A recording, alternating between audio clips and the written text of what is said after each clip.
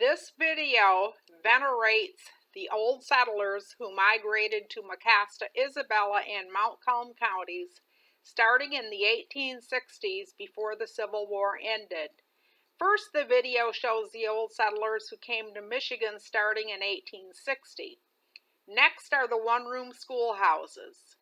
Then the Morgan West Wheatland Cemetery, the Wheatland Church, logging camps, and last, the leisure time activities.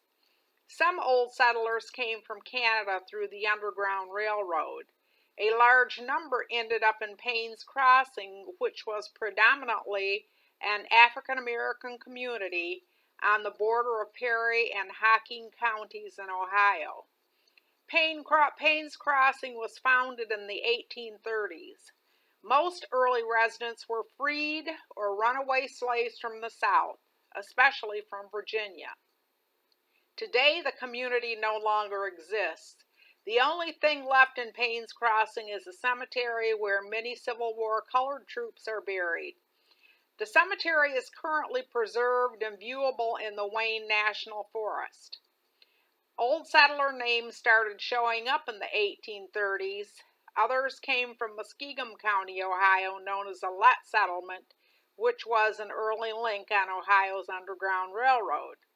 The Harpers, Letts, Normans, and Stevens were free people of color who were the first to settle in the area in the 1830s.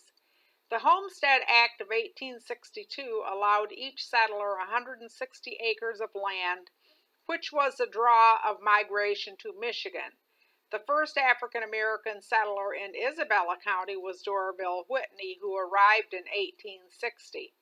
Lloyd and Margaret Guy settled in Montcalm County in 1861. James Guy settled in Mecosta County in 1860. The old settler communities attended the first integrated schools in the state of Michigan. The one-room schoolhouses that were part of the old settler legacy were the Oberlin School, built in 1870, the McCabe School, 1884, the Little River School opened in 1880, the Cross School opened in 1877, the Joe Lett School was on Norman property and built in 1893. That is where Emma Norman, who was the first old settler to graduate from Central Michigan Normal School in 1907, attended grade school.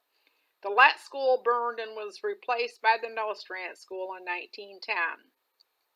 Emma ended up teaching at the Nostrand School. The video shows the Wheatland Church that just celebrated its 150th anniversary. The Morgan West Wheatland Cemetery, founded in 1864, was placed on the National Register of Historical Places in 2014 and has 10 Civil War veterans buried there. This video shows pictures from the logging camps. Joe Lett owned the Bundy Hills logging camp located in Isabella County. Arthur Skinner owned the Skinner Lumber Camp in Henrietta, Michigan, Wexford County.